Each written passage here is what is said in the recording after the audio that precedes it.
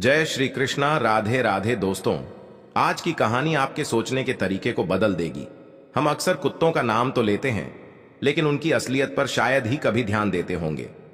जब गुस्से में या मजाक करते हुए किसी को गाली देनी होती है तो हम बिना सोचे समझे कुत्ते का नाम ले लेते हैं। क्या कुत्ता सच में इतना तुच्छ है, इतना गया गुजरा है? हमने कभी यह नहीं सोचा कि वह भूखा प्यासा हमारे घर के दरवाजे पर पड़ा रहता है और हम उसे अनदेखा कर देते हैं। लेकिन जब गाली देने की बात आती है तो उसका नाम लेना हम नहीं भूलते। इसलिए आपसे निवेदन है कि बस कुछ मिनट निकालकर इस कहानी को ध्यान से सुनिए। शायद यह आपको सोचने पर मजबूर कर दे और आपकी सोच में एक सकारात्मक बदलाव आ जाए।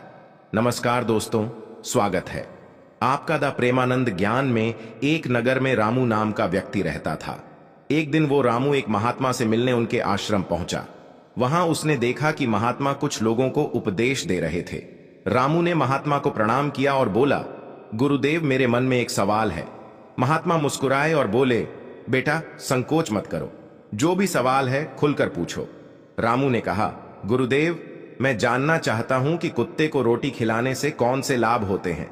महात्मा ने मुस्कुराते हुए कहा, अगर लोग कुत्ते को रोटी खिलाने के फायदे जान ले तो उनका जीवन सुखमय हो जाएगा। कुत्ते को रोटी खिलाने से 8 बड़े लाभ होते हैं। जो इन फायदों को समझ लेता है उसे कभी दुखों का सामना नहीं करना पड़ता। महात्मा ने आगे कहा, बेटा एक कहानी सुनो। एक समय की बात है, एक भूखा प्यासा कुत्ता गांव के हर दरवाजे पर जाता, लेकिन कोई उसे रोटी का टुकड़ा तक नहीं देता। वह लाचार होकर इधर उधर भटकता रहता। एक दिन वह गांव के बाहर एक आश के आश्रम में पहुंचा। उसने आशी से प्रार्थना की, हे मुनिवर, मैं बहुत भूखा हूं, कृपया मुझे रोटी का एक टुकड़ा दे दीजिए। दासी ने पूछा, क्या तुम्हें गांव में किसी ने रोटी नहीं दी? कुत्ता बोला, मुनिवर, मैं क्या कहूं, कोई मेरी बात समझता ही नहीं। रश ने सहानुभूति से कहा, तुम्हारी पीड़ा मैं समझ सकता हूं, बताओ क्या हुआ? कुत्ते ने कहा, हमारे पास ना घर होता है ना कमाने का कोई साधन। हमें कड़े पहनने या पढ़ने लिखने का ज्ञान नहीं है। सर्दी गर्मी बरसात सब सहन करते हैं, लेकिन मुनिवर हम भी इंसानों की तरह भूख से तड़पते हैं, दर्द से कराहते हैं और दुख में रोते हैं। ईश्वर ने हमें वैसे ही बहुत कष्ट दिए हैं, फिर भी लोग हमें परेशान करने से बाज नहीं आते। हम आपकी तरह मनुष्य नहीं हैं, हम पराधीन जीव हैं। जब हमारा जन्म हुआ उस समय हमारी आंखें और कान बंद थे। हम यह नहीं कह सकते कि हमारे जन्म पर भी वैसा ही जश्न हुआ होगा जैसा आपके जन्म पर होता है। नाच गाना बाजे बजते हैं, खुशी मनाई जाती है। क्या हमारे जन्म पर भी किसी ने खुशी मनाई होगी? जब मैं पैदा हुआ तो मुझे लगा कि मैं किसी बड़े घर में आया हूं, क्योंकि जिस जगह हम थे वह मुझे नरम और सुरक्षित लगी। लेकिन जब हमारी आंखें खुली तो मैंने देखा कि हमारी माँ, जिसे आप लोग कुतिया कहते हैं, हमें अपनी छाती से लगाकर एक पुराने कपड़े के ढेर पर लेटी थी। हम 5 भाई थे, बाकी 4 भाई लाल और भूरे रंग के थे। मैं अकेला काले रंग का था। सबसे छोटा और कमजोर भी मैं ही था। हमारी माँ हमसे कम ही मिल पाती थी, क्योंकि उसे भी अपने भोजन का इंतजाम करना पड़ता था। अगर वह खुद भूखी रहती तो हमें दूध कैसे पिलाती? एक माँ होने के नाते वह हम 5 का ख्याल रखती थी। वह बेचारी दिन भर भोजन की तलाश में इधर उधर भटकती थी, कभी मिल जाता कभी नहीं। रात में वह जाग कर गांव की रखवाली करती थी। कोई अनजान व्यक्ति गांव में घुसने की हिम्मत नहीं करता था। यहां तक कि दूसरे गांव के कुत्ते भी डर के मारे हमारे गांव में नहीं आते थे। अगर किसी किसान के खेत में जानवर घुसकर फसल नष्ट करने की कोशिश करते तो वह उन्हें दौड़कर भगा देती थी। इतना सब करने के बाद भी गांव के लोग हमारी मां को भोजन तक नहीं देते थे। मजबूरी में उसे कभी कभी छीना झपट्टा करनी पड़ती थी। अगर लोग उसे ऐसा करते देख लेते तो लाठी डंडों से पीट कर भगा देते। कई बार तो बेचारी भूखी प्यासी ही रह जाती थी। हे मुनिवर, भूख तो हमें भी आपकी तरह ही लगती है। ऊपर से हमारी माँ को हमारी भी चिंता रहती थी। वह हमारी देखभाल के लिए हमेशा परेशान रहती थी। गांव वालों को देखकर भी उसका दिल नहीं पसीजता था। मजबूरी में वह चोरी से घरों में घुस जाती थी, और अगर कुछ खाने को मिल जाता तो वही खाकर अपनी भूख मिटाती थी। लेकिन कई बार लोग उसे ऐसा करते देख लेते तो लाठी डंडे लेकर उसके पीछे पड़ जाते। कुछ निर्दय लोग तो उसे घर में बंद करके पीटते भी थे। हमारी मां का बुरा हाल कर देते थे। हे मुनिवर, हमारी मां ने किसी का क्या बिगाड़ा था। उसने सिर्फ भूख मिटाने के लिए भोजन चुराया था। चोरी करने का उसे कोई शौक नहीं था, पर पापी पेट हमें यह सब करने के लिए मजबूर कर देता है। एक दिन की बात है, बहुत जोरदार बरसात हो रही थी। ओले गिर रहे थे और ठंडी हवा चल रही थी। उस कड़ाके की ठंड में ठिठुर कर हमारे 3 भाई मर गए। उस दिन हमारी मां बहुत रोई थी, लेकिन मनुष्यों ने हमारी पीड़ा को नहीं समझा, क्योंकि उनके बच्चे थोड़े ही मरे थे। फिर वह कुत्ता कहता है, हे मुनिवर, अब हम सिर्फ 2 भाई रह गए थे।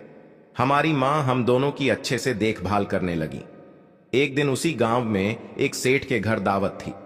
वहां कई तरह की मिठाइयां बन रही थीं। सेठ जी के घर बहुत से मेहमान आए हुए थे। हमारी मां खाने की तलाश में बार बार वहां जाती थी, लेकिन लोग उसे दुत्कार कर भगा देते। किसी को उस पर इतना भी तरस नहीं आया कि उसे एक रोटी ही दे दें। एक रोटी देने से उनका क्या बिगड़ जाता।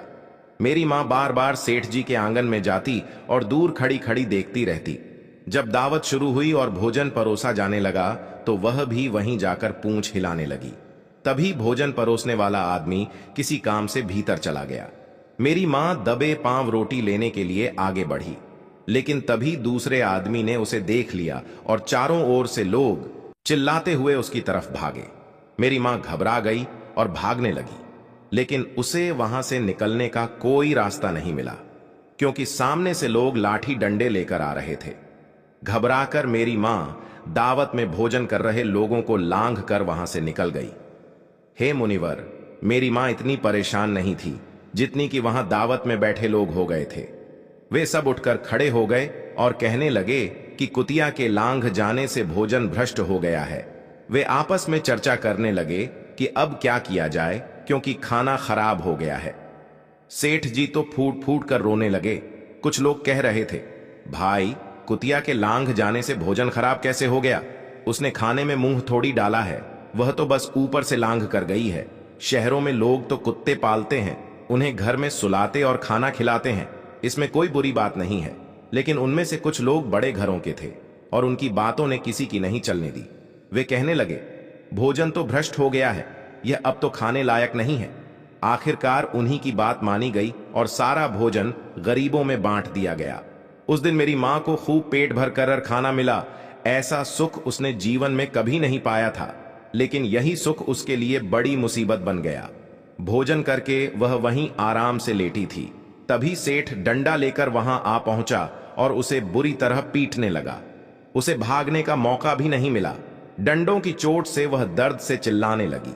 मां की चीख सुनकर पत्थर भी पिघल जाता, लेकिन उस निर्दय सेठ को जरा भी रहम नहीं आया। वह लगातार पीटता रहा। मां की आवाज पूरे गांव में गूंजने लगी। तब कुछ लोग वहां आए और सेठ से बोले, सेठ जी, जाने दो, भूख में तो आदमी की भी बुद्धि खराब हो जाती है। यह तो एक जानवर है, इसे अच्छे बुरे का क्या पता। अब इसे मारकर आपको क्या मिलेगा? लोगों के समझाने पर सेठ ने उसे पीटना बंद किया। बड़ी मुश्किल से मां हमारे पास लौटी। उसने आकर हमें सारी कहानी सुनाई। हम दोनों भाइयों ने सोचा कि कुत्तों का जीवन कितना कष्ट भरा है। आदमी एक रोटी के टुकड़े के लिए हमें चोरों की तरह पीटता है। कितने निर्दय हैं वे लोग जो हमारी पीड़ा नहीं समझते। फिर वह कुत्ता कहता है, हे मुनिवर, एक दिन की बात है। उसी गांव के बाहर एक ब्राह्मण ठहरा हुआ था। उसने अपने भोजन के लिए एक जगह चूल्हा बनाया और उस पर दाल चढ़ा दी। इसके बाद उसने आटा गूंद कर रख दिया और कुएं पर पानी लेने चला गया। इधर मेरी मां घूमते घूमते वहां पहुंच गई। उसने आटा देखा और सोचा कि शायद इसका कोई मालिक नहीं है। यही सोचकर वह आटा खाने लगी। उधर ब्राह्मण ने कुएं से देखा कि उसकी आटा एक कुतिया खा रही है। वह दुखी होकर रोने लगा, क्योंकि वह भी 2 दिन का भूखा और थका हुआ था। कुछ लोगों ने कहा, अरे ब्राह्मण देवता, इस कुतिया ने आपका भी आटा खराब कर दिया। कल इसने सेठ जी की रसोई भी बिगाड़ दी थी। ब्राह्मण दुखी होकर बोला, भाई, मुझे क्या पता था कि यह दुष्ट कुतिया मेरे आटे के पीछे पड़ी है। फिर ब्राह्मण ने लाठी उठाई और मेरी मां पर टूट पड़ा। मां ठीक से आटा भी नहीं खा पाई थी, लेकिन लाठियों की मार उस पर बरस पड़ी। महीनों तक वह लंगड़ा हुए घूमती रही। तब हमें समझ आया कि आदमी कितना स्वार्थी है। हम उनके लिए कितनी मेहनत करते हैं, उनकी रखवाली करते हैं, लेकिन वे हमारी तकलीफ नहीं समझते। आगे वह कुत्ता कहता है, हे मुनिवर, हमारी सबसे बड़ी गलती यही है कि हम उन्हीं मतलबी इंसानों के अधीन रहना चाहते हैं जो हमें दुख देते हैं, जबकि हमें प्यार और सहानुभूति से देखने वाले भी लोग होते हैं, लेकिन हम उसके कितने काम आते हैं यह हम कभी नहीं जान पाते। भक्तों कुत्ते न केवल हमारे घर की सुरक्षा करते हैं, बल्कि वे हमारे जीवन में कई अन्य सकारात्मक प्रभाव भी डालते हैं जिनके बारे में बहुत कम लोग जानते हैं। महात्मा ने कहा था कि यदि मनुष्य कुत्ते को रोटी खिलाने के महत्व को समझ ले तो वह जीवन के कई संकटों से बच सकता है। आज मैं आपको बताऊंगा कुत्ते को रोटी खिला के 8 ऐसे लाभ जिन्हें जानकर आप हैरान रह जाएंगे। जब घर में रोटियां बनती हैं तो पुरानी परंपरा के अनुसार पहली रोटी गाय के लिए और आखिरी रोटी कुत्ते के लिए रखी जानी चाहिए।